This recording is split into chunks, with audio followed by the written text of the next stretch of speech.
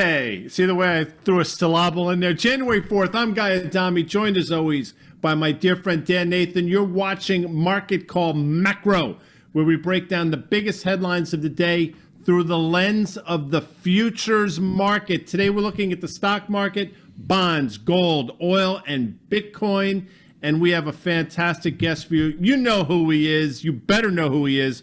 Peter Boockvar of Bleakley Advisory Group will be here in just a few minutes. Today's market call is brought to you by our presenting sponsors, CME Group and Open Exchange. Dan Nathan, how are you on this Tuesday morning? I'm doing well, Guy Adami. You got to give a shout out to our fine partners, Open Exchange. They power all of our market calls here, so we thank them very much. And how about that? CME Group stepping in here, Guy Adami. They are the sponsor of our podcast that we do with Danny Moses that drops every Friday in the podcast store. It's called On the Tape. Check that out. Sponsored by CME Group. So thanks for having them along. And Guy, you make a great point. We look at the market through different lenses on the market call. Yesterday, we did it through the lens of charts, through technical analysis. Very important input for both you and me as we think about the fundamentals and catalysts. And we have Carter Braxton Worth, who joins us every Monday live at 11 on Market Call Charts here. So today, we're going to do it through the lens of the futures market, Guy. Because I think that's important. I think people don't fully understand the importance of the futures market and how they affect all these different futures that we talk about, affect everyday lives, from buying homes to buying groceries to filling up your car with petrol, as they say in the UK, or the gasoline here. It all is through that lens of the futures market. So I think it's really important. And oh, by the way, CME Group also sponsors our Twitter Spaces on Monday and Wednesdays at 1 p.m. Eastern Time. So we're thrilled that they've joined us for the entire year. We love the relationship. We're looking to broaden it, and we're doing it on this Tuesday, Dan. So I'm really excited. Yeah, me too. And I think the other point I would just make about futures, Guy, is that one of the first jobs that I had in the business was to actually have a phone on my ear with a broker on the floor of the CME in Chicago, okay? And it was just quoting the S&P futures all day. And then you know what I had to do? I had to be on call to actually look at the overnight, the minis that were trading, right, in the Globex. You remember the Globex? That's old school. So I think that the innovation over there as far as futures and the liquidity that they provide and the way that it allows investors of all sorts to kind of hedge books or make speculative sort of bets, that's what's really important here. All right, let's get into it, Guy, because there's new year, ton of volatility here, man. We saw one thing yesterday. We saw the NASDAQ massively outperform the S&P 500. And today, we're seeing the S&P 500, it is early, now massively outperform the NASDAQ. What's going on in the stock market? As we sit here right now, you have a Dow that's up north of 300 points. You have a NASDAQ that's down right around 200 points. I mean, we haven't seen a divergence like that in quite some time. And we'll talk about the reasons why. But, you know, JP Morgan, again, global stock market party, Dan, is far from over. And you know what? They're probably right. I mean, the beginning of the year, inflows and those types of things, market probably continues to grind higher. What's funny to me is, you know, the higher it goes, the more bullish people get. That's what concerns me, I think, the most, Dan, is this overwhelming notion that the markets no longer can go lower. Well, it's interesting, Guy, that here we are a year later and we're talking about a Fed that's becoming a bit more hawkish. And, you know, at the time we saw rates in January of 2021 and in February, you know, start to make this move. And a lot of stock market strategists were saying that's okay. We've had unusually low interest rates with heavy accommodation. And then the stock market, like ours, with the sort of innovation that we have and the sort of leadership we have, should be able to absorb, right, higher rates, especially off such a low base. Well, let me just tell you this, Guy, and you know, we hadn't had a sell-off in the S&P 500 of greater than what, 5.5% or so all of 2021. That makes it one in like 5 years in 50 where we have not had a 10% peak to trough decline. So you tell me now, rates are starting to move on the low end, right? And we have stock market valuations for the most part much higher and much higher than the 5 and 10 year average in the S&P 500. We have a bit of a runaway breakout here. What is your take? Well, this is a futures chart, and it's interesting. You know, David Tepper, obviously the owner of the Carolina Panthers, and that's what a lot of people know him as today. But what people should know him as one of the greatest investors of our time. And he makes this very simple. You know, when he sees the Federal Reserve adding liquidity, he flat out says, As long as they're adding liquidity, don't fight the Fed. I mean, that's sort of his mantra. That's an old mantra, but he's really taking it to the next level. So if you think about that, don't fight the Fed. It's typically when they're adding liquidity, when the market's going higher. But that mantra should hold true regardless. And why would you not want to fight them on the way up?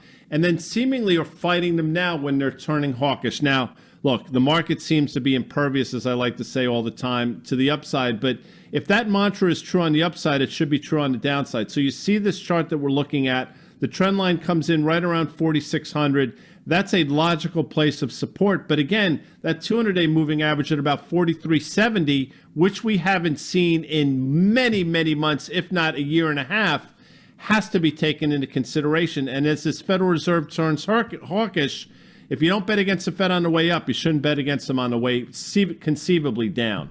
Yeah, well, the higher we go in a straight line like we're in right now in these S&P futures right here, the harder they come in when they ultimately do. Let's look at the NASDAQ futures, the NASDAQ 100, because to me, what's interesting here is it not made a new high, is not broken out the way the S&P 500 is. And, you and I, Guy, talk about a lot of the concentration in the S&P 500 and in the NASDAQ 100. We have about 5 or 6 names that make up close to 25% of the weight of the S&P 500, and they make up about 50% of the weight of the NASDAQ 100. And, you and I were talking about it on Fast Money last night with the crew. Apple, near $3 trillion in market cap, makes up nearly 7% of the weight of the S&P 500. It's becoming a little too big to fail. If you think about the Russell 2000, the entire small cap index of 2,000 stocks is $3.5 trillion, right? And so what happens here is these get bigger, and we know Microsoft's not far behind, and then Google and Amazon. We have a bunch of stocks now in NVIDIA and Facebook and Tesla right around $1 trillion. We have a bunch of generals here, man, that are too big to fail. And if they were all to go in the same direction, maybe it's a valuation thing, maybe it has to do with the rates. Look at what's going on in the NASDAQ today, guy. Look at the devastation of some of these names that were super hard hit last year, down 30, 40, 50% from their highs. They're getting slayed today, down 5, 6, 7, 8%. What does that mean to you? Is it all about rates? Well, I think it's a lot to do with rates. And it's interesting, rates were moving higher yesterday as well, and the NASDAQ didn't seem to care for whatever reason. And today, seemingly, it's beginning to care. I'm sure Peter Boockvar will have some thoughts on this. I'll say the following. I've thought 10-year yields would close 2021 either side of 2%. That did not come to fruition. I think we got to about 177, obviously, back in March, and we got to about 1.7 again later in the fall. But here we are at 168 or so, and I think we're going to continue to grind higher. I think rates are going to be a problem for so many of these names that were, again, moving to the upside in a zero interest rate environment with valuations seemingly more important with rates going higher. I think that's going to be a problem. And I'm interested to see what Peter thinks. But again, that NASDAQ's bouncing up against that previous all-time high. Double top, we're going to find out. But anyway, I think we got to bring in Peter Boockvar because he does, again, extraordinary work. Peter, you've heard what we've been talking about for the first 9 minutes or so. What are your thoughts? Well, I agree. And I just want to talk about what markets were like in a tightening cycle pre-QE, thus pre-financial crisis, and then post. There was a pocket of time when markets were able to rally at the beginning of a rate hiking cycle. Remember the saying way back when, 3 steps and a stumble. The rule of thumb that the Fed, that third hike would eventually cause markets to respond, because on the first few, the rationale was, we can keep buying stocks because the Fed is raising for good reason, therefore we should be okay. And then eventually, of course, they hike until things slow down, and then you get a market hiccup. But with QE, the purpose of QE1 certainly tried to bail out the housing market by buying all the MBS and well, I should say bail out bank balance sheets. But really beginning with QE2, the purpose was to raise stock prices. And I'm going to read to you the editorial that Ben Bernanke wrote on November 4th, 2010 in the Washington Post. He talked about, yes, they did what they did with QE1. This approach eased financial conditions in the past and so far looks to be effective again.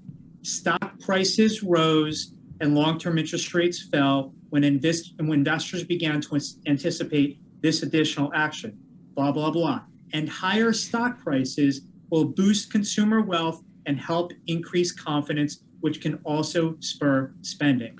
So there is a direct correlation between the Fed expanding their balance sheet and when they're not. And when we look at the notable rallies over the past 12 years since QE, it happened when the Fed was easing and doing QE, or at least maintaining the size of their balance sheet. But when QE1 ended, when QE2 ended, the S&P fell about 18%, beginning a few weeks later. When QE3 was fully ended, we fell about 10% at the end. So here we are going through the next 3 months, ending QE, whatever number you want to put on it, which is double the size of QE1 and QE2 combined, and is 40% above QE3, which was called QE infinity. So to think that the stock market is going to be immune to the end of this round of QE, I think is mistaken, because it's also happening with other central banks doing the same. Bank of England QE is over, Bank of Canada QE is over. The ECB will be ending their emergency program in March, partially mitigated by expanding the other, but the net result will be a slower rate of asset purchases. And therefore, there's going to be an impact. Now, then, of course, we have the rate hikes, but we got to get through QE first. And then we know that the economy is dependent on asset prices. So they're all intermingled, and you can't cut away each piece and think that a change in one thing is not going to influence the others. Yeah, well, let's talk about it, Peter. You know, I have the benefit of chatting with you so often, and I really appreciate those conversations. But for our viewers right here, our listeners, you know, you have a great publication called the Boock Report. It comes out every morning. To me, it's a must read because it really kind of keep me on the rails as far as what I should be focused on in macro land here. And just what you were just talking about, you had a note yesterday. You were calling it the conjoined fraternal triplets here, and it's the confluence of economy, markets, and monetary policy, which you were just talking about here. What do you think is going to be different in 2022 about that threesome that didn't play out, let's say, in 2021? Well, 2021 certainly had the benefit of all this monetary easing combined with good earnings. Yep. And an economy that was coming out of COVID with the rampant and widespread use of the vaccine. So it had everything going for it. I think 2022, you have the opposite in the sense of monetary tightening, even though it will be gradual, and it's certainly not going to be a mirror image of all that easing, but it's still a change in the rate of change of easing, where of the liquidity spigot, and that will then likely influence asset prices, and not just stock prices, but potentially credit spreads and the value of a lot of different things. And then that will have then its spillover to the economy. Because keep in mind, monetary policy specifically with respect to interest rates directly influences interest rate sensitive parts of the economy, housing and autos. A change in interest rates otherwise doesn't really affect directly the economy like those two sectors. QE has no influence on the economy, as I said. It just lifts asset prices and helps the U.S. Treasury sell bonds. So now you have the potential opposite, where you have tightening, potential influence on the markets, which then can influence the economy. Because when you look at high-end spending, they're very dependent on the value of stock prices. They're very dependent on the value of home prices. So my point with this is that it's investors sometimes want to separate it out. Okay, yeah, the Fed's ending QE, but who cares? Earnings are good and the economy is good. Let's buy stocks. And I'm making the argument that you can't separate it out, that they're all conjoined, and how one gets influenced will have a direct impact on the other two pieces. No question about it, Peter. I'm so with you on this one, and the wealth effect that's been created. And, I've said it for a number of times. I mean, all you need to look, you overlay a S&P chart with consumer confidence, and they basically are stair-step with each other, because whether people own a share of a stock or not, as the stock market goes higher, people feel wealthier, again, regardless of whether or not they own stocks. And when people feel wealthier, they spend money. And when you have an economy that's 73% driven by people buying stuff, that's what you need to happen. You need people to feel good about things, and they feel good about things when the stock market goes up. For me, it's as simple as that. And we learned that the hard way. I think in October of 2018, when the Fed, in my opinion, correctly was going on a tightening and then a reducing of the balance sheet. And we saw what happened from October, from basically Halloween until Christmas Eve. As Dan notes, the stock market went down 19.9%, and the rest is history. But here we are, and to me, again, there are many important charts, and we're looking at a 10-year now. This is telling a story. Now, I think we're headed towards 2%. I've thought that for a while incorrectly, and that moved down to 1.12%, got me off guard earlier this year, but we're right back above about 168 or so. What are your thoughts, and what is this 10-year telling us, Peter? So there are definitely a lot of cross currents here. And just for perspective, on the Wednesday before Thanksgiving, before we really even heard of Omicron, the 10-year yield was 164. So here we are at 167, which is basically the market's way of saying, okay, Omicron scared us. We traded below 150 in the 10-year, and now we're not afraid anymore because we're going to get through this, and it's a mild cold and blah, blah, blah. And you now have the move back to essentially where it was pre Omicron Friday after Thanksgiving. But on the other hand, you have when the market knows when the Fed is tightening, you should be flattening the yield curve, just on the assumption that things will slow. And the reverse being when the Fed is easing, let's steepen the yield curve because that's reflationary. So that's why we've actually seen a lot of flattening really since mid-June when the Fed said at their FOMC meeting then, we are now beginning to talk about tapering. But I think when you take a step back, ending QE is one thing, but then raising interest rates, which is what the direct impact on demand is not going to happen until earliest March and maybe not till May. And even if they raise 3 times in 2022, even if they raise 3 times next year, the Fed funds rate is going to be all of 1.5%. It's still going to be below the rate of inflation. So if you're a long end bondholder, you're saying, yeah, the Fed's going to tighten, but this is really not much tightening. And inflation is going to remain well above, therefore real rates are going to remain very negative. And if that's how slow the Fed is going to go, well, I'm going to tighten for them. I'm going to raise long rates for them. Now, this all said, it does come in the context too, and I've argued that we can study the US situation as much as we want, but where European bond yields go will also have a big influence on where US rates go and how the ECB responds to the end of their QE, and maybe at some point raise interest rates at the end of this year, likely next year, try to get out of the negative spot that they're in. That's going to have an impact. So we're all in this sort of interest rate monetary madness situation together, and where rates go there will influence here. And we've seen a pretty sharp move up in German bond yields. The French 10-year OAT, which just a few weeks ago was below zero, is now above 20 basis points. We know we've seen a move higher in UK gilt yields as the Bank of England has raised rates. So I go back and forth between saying, yeah, logically the 10-year should go higher because where inflation is and what I just said. But on the other hand, if they're tightening, yield curves typically flatten. But net, maybe the yield curve flattens, but overall rates continue to tick higher across the curve. Yeah, I know that's been Guy's view here. It's the technical setup is pretty interesting on a 1 and a 2 year basis. It's banging up against some overhead resistance here, almost to the penny if you look there, and it gives like a nice little support off of the summer lows. We got to talk about the dollar, the U.S. dollar index, the Dixie, Peter, because, you know, I go back to 2014 and 2015 when we were done with the taper and then we started to think about raising interest rates.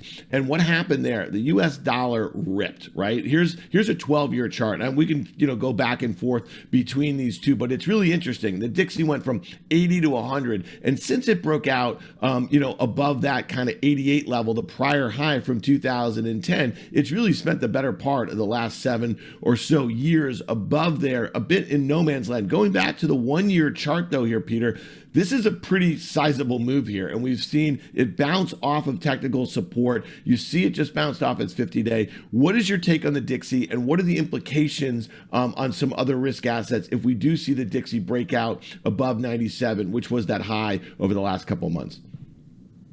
Well, firstly, we know the Dixie, 70% of the Dixie is the euro and the yen.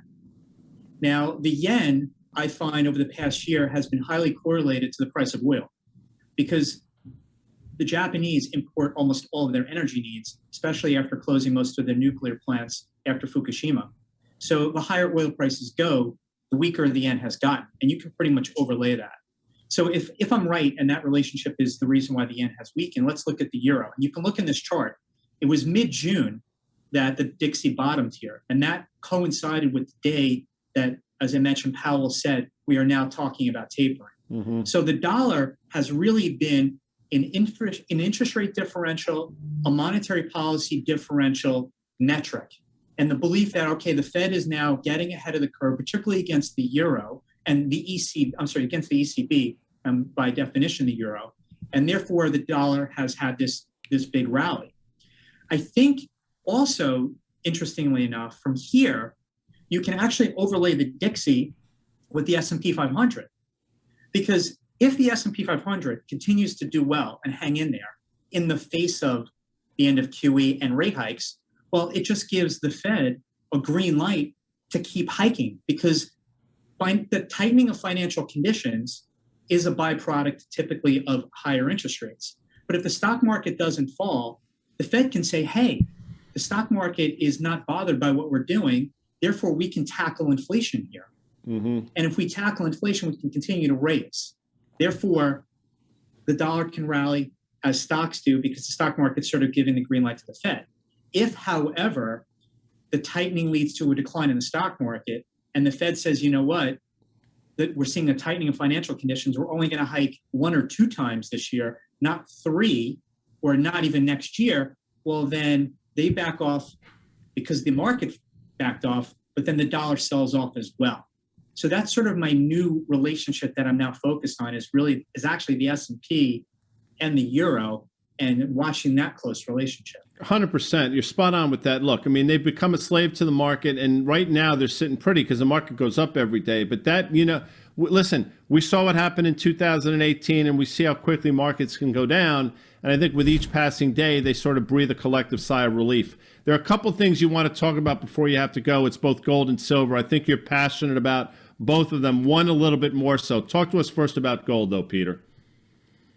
So in the context of the inflation that we saw, gold and silver obviously was very disappointing in 2021. But I think a lot of that had to do with the dollar rally on the belief that the Fed is going to be tightening through the end of QE and raising interest rates. And therefore, why do I want to own gold and silver if the Fed is tight? But I think what we've learned is, while QE is ending, the path to higher interest rates, at least in the short end, is going to be very slow and gradual, and that inflation is still likely to run well above where the Fed is going to set interest rates. And if you look at just inflation break-evens, the 5-year break-even today is back to 3%. That compares with the 5-year yield at 137. We have deeply negative interest rates. And if you just overlay interest rates relative to where CPI is, you have negative interest rates that you last saw in the 1970s. So I think that the bear case on gold and silver, because the Fed is there to the rescue, I get it for last year, but I think that's sort of played out, and it's not going to be the case. And I think gold and silver is going to resume its upward move higher and surprise people with the prices we're going to see, not just for the prices itself, but also the gold miners, who are much better run businesses now than when they were, and are very leveraged to the price. No doubt. I agree with you on that. But listen, I've thought that for a while. We'll see if this breakout is not a false one like we've seen so many times before. But the one I think you're really geeked up about, and maybe rightly so, is the one that we talk about not too often enough here on the macro setup, is silver. Talk to me about the white metals we used to say. So silver is certainly a leverage play on gold, with about half the demand for silver being industrial. That's now going into electric vehicles and solar and so on. But it's one of the few assets outside of individual stocks that have gotten beaten up. Name me one big asset that's down 50% from its highs, not only in 2011, but 40 plus years ago back in 1980. So I'm really bulled up on silver as a way to play another rally in gold, and a Fed that, again, will be more scared by the S&P and will be less sort of emboldened to confront inflation, which will eventually lead to deeper negative real interest rates, a reversal in this dollar rally, and gold and silver are a great way to play that. Silver in particular, again, because of its leverage relative to gold. And I'm with you. And you look at this chart, you have, the short-term double bottom. This is levels of support we've seen, obviously, since the fall of 2020. I'm with you on silver. I don't think enough people are talking about it. I think, unfortunately for silver, it got caught up in the whole Reddit craze earlier in 2021, and that probably was more of a death blow to them than anything else. But here we are. Nobody's talking about it except you. I want to be respectful of your time. I know you got a heart out. I want to thank you. You will absolutely be back, Peter. Thanks so much for joining Dan and myself. Thank you, guys. Thanks, Peter. Always appreciate it. Thanks so much. Talk soon. So, Dan, you've obviously heard what he's talking about, and that leads us to the next commodity. Obviously, something that's important to CME Group and futures is energy. We talk about it all the time. Here's a Wall Street Journal headline. OPEC allies agree to pump more oil, shrugging it off. Well, we'll see if that's going to have an impact on the price. And to Peter's point, the market is now looking past this latest variant. Yeah, well, and the market's looking past this increased production. If you think about it, crude's had this nice little bounce here. You and I were talking about it earlier in the week. If you look at, WTI, that high up there in the futures is just above 80. It's near 82 or so. It's found some really good support over the last year. There have been some very volatile periods. We've had two 20% peak to trough declines, but then kind of seemingly bouncing, to your point, Guy, that, again, every time we push out the global reopening trade, it gives a lot of investors more confidence that the next quarter or the back half of the year will be the one, and therefore they're not willing to kind of give up on this trade here. I don't know, man. Listen, I hear all this talk about inflation. I think the most important thing to me is that real rates are deeply negative, as Peter just said on numerous occasions throughout that whole thing. So there's no way that rates are going up in a way, and inflation's going to come down so sharply where we're going to have, this kind of this situation where we're just all more comfortable, that we all realize that is kind of okay for risk assets. And when I hear things like, oh, they're as negative as they were in the 70s, that makes me a little bit nervous, because you recall maybe when you were in those long lines for gas at the pump, Guy Adami, that inflation ran rampant on all different sorts of commodities that affected consumers, not just businesses. No question about it. And listen, I do remember those days. You had the odd, even days, depending on your license plate, when you can get gasoline. It was not particularly pleasant. Just as a bit of a trade school, by the way, on the top left, if you're looking at the screen, you'll see CLG2. For you folks that are new to this, that means CL is crude. G is the letter for the month of February. We can go through that at a later date. And 2 is the back end of the year. That's 2022. So that's what we're looking at right here. Look, the all-time high in this contract was, I think, $82 or so. I want to say on Halloween of last year, or right around that. I think we're taking it out. We'll see. We've talked about, the biggest trades for 2022. I think it's still going to be energy, which had a huge 2021. Obviously, that late summer sell-off didn't help, but it got back off the mat. I know you have a different view, but that's what makes markets, Dan. Yeah, I mean, listen, you got $5 higher, I got $5 lower in the next month or so. So we'll check back on Market Call Macro on that here. And I think one thing is for certain is that just when you think this thing is about to break out in the chorus for $100 a barrel, oil is the loudest, is when it kind of has those 10, 20% sell-offs. So we'll see. All right, Guy, here's another one that I think, again, when we're talking about the CME, our sponsor of Market Call Macro, they've really innovated here. They are the first to list Bitcoin futures back in 2017. A lot of people kind of highlighted as the high of that retail craze. They have innovated. They've done minis. They've really kind of focused on a product that's just not just for institutions, but retail can think about kind of hedging their Bitcoin or Ethereum, the ETH, in futures too. Look at this chart right here, guys. This is kind of like no man's land here, right? We're right in the middle of this 1 year range. We know that Bitcoin had a great year. It was up 60%, even though it sold off 30% from its November highs. It's just below that 200-day moving average. Again, in the middle here. What is your take on just the chart? Forget what you think about crypto as an asset class. You need to wait for it to meaningfully break that 200-day moving average, which is about 48,000, give or take. And when I say meaningfully break, I think a close above 50,000, I think we're going to take another run at those all-time highs. I think a close below sort of 46,000, let's call it, just to round it off. And I think we're going to take a run at the July low, which was either side of 30,000. But to trade it here, in my opinion, Dan, looking at the chart, you're just flipping a coin. Yeah, and I'll just say lastly, in ETH, this is one for the road here. You know, this one is down about 1,000 points in future terms here, down about 25%. Shown some pretty good relative outperformance to Bitcoin, which is down a bit more in the same time period. You look at that chart, you see it above the 200-day moving average. I didn't even draw any lines here, but it's getting kind of tight there, and you might see a break one way or the other. Might you see a kiss of that 200-day and then kind of finding some support? Possibly. I prefer the ETH over the Bitcoin right here for a whole host of other reasons, but that chart looks very constructive to me. I'd love to see a little bit more weakness and find some support at the 200-day guy. Well, I wanted to be respectful of Peter's time. I want to be respectful of our audience's time. 30 minutes goes by like in a half an hour, Dan. It's pretty incredible. Market Call has been brought to you by CME Group and Open Exchange. Thanks for tuning in. Be sure to check us out every Tuesday live at 11 a.m. Our presenting sponsors, again, CME Group and Open Exchange. Dan and I will be back on Thursday of this week with Market Call Street Research. Dan, we'll see you then. See you then, bud.